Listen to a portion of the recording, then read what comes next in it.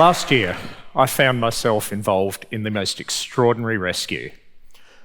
12 players from the Wild Boars soccer team, aged 11 to 16, and the 25-year-old assistant coach had ventured into Tham Luang Cave in northern Thailand, expecting to have a bit of an adventure for a couple of hours, but instead finding themselves trapped more than 2 kilometres inside the cave by rising floodwaters. Over the next 17 days, the highs and lows of hope and expectation of loss were played out in news media around the world, culminating in their rescue by an international team of cave divers. In the aftermath of the rescue, some observers want to ask how this situation had been allowed to develop. The boys had clearly been reckless going into the cave in the first place. What about the coach? He must be culpable for allowing this situation to develop. The parents, they'd failed to keep their sons safe. And the authorities, what were they doing, even allowing people to go inside this dangerous cave? Now, these are natural reactions and concerns, but these were just kids having an adventure. It seems like not a day goes by without headlines describing how one of a great variety of dangers has put people, and particularly children, into a situation of great peril. But I submit that these concerns are somewhat exaggerated, and we're actually a lot safer than we've been in previous generations. Furthermore, that an exaggerated sense of danger and amplified efforts to reduce risk are leading us down the path to grave unintended consequences. In actual fact, the entrapment of the boys in this cave was an extremely low probability event. Risk adversity can lead us into situations that really seem to be verging on the bizarre. Last year in Ireland, headlines were made by a prohibition on children running in the playground at school, lest they injure themselves. Similar bans have been reported on sack races, yo-yos, and monkey bars. Of course, it is easy to pick on edge cases like these, but they do illustrate how, by trying to shield ourselves and those around us from every possible danger, we can end up overreacting to situations that aren't that dangerous at all. Children need to be allowed to learn by exposure to risk, but I by no means restrict my message to children. This is a problem that affects all of us at all stages of our life, and it should be a lifetime custom to have a rational approach to risk.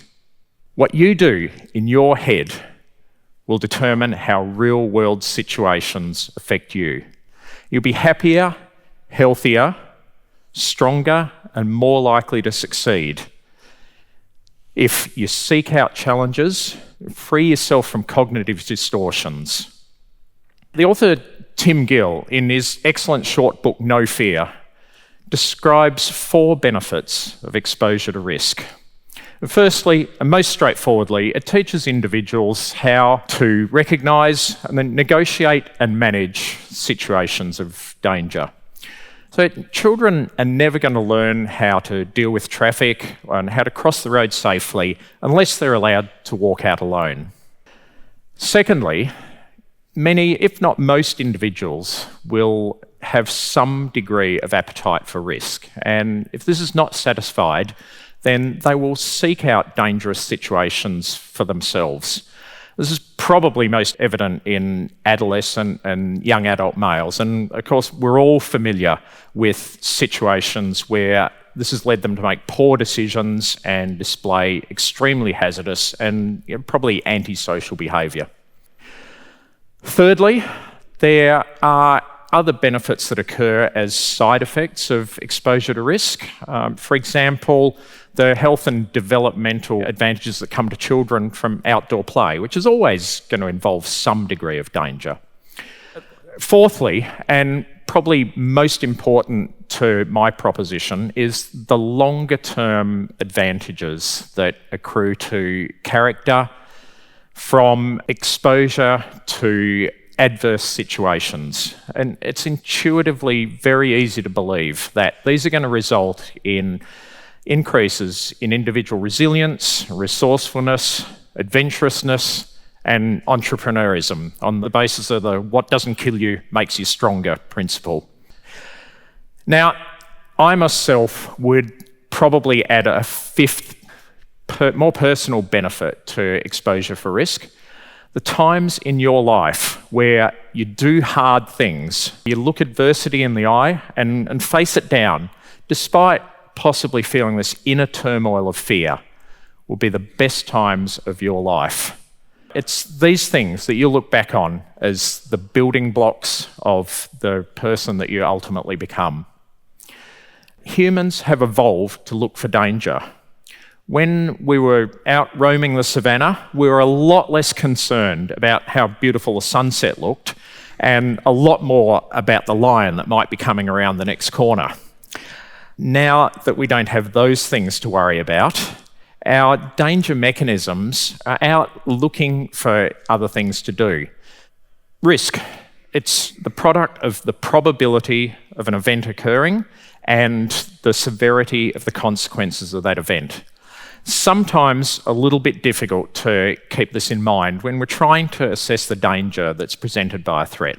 So, for example, a lot of Australians are scared of the risk of being attacked by a shark when they enter the ocean, but they will happily jump in their car or ride their bike on the road in order to get down to the beach.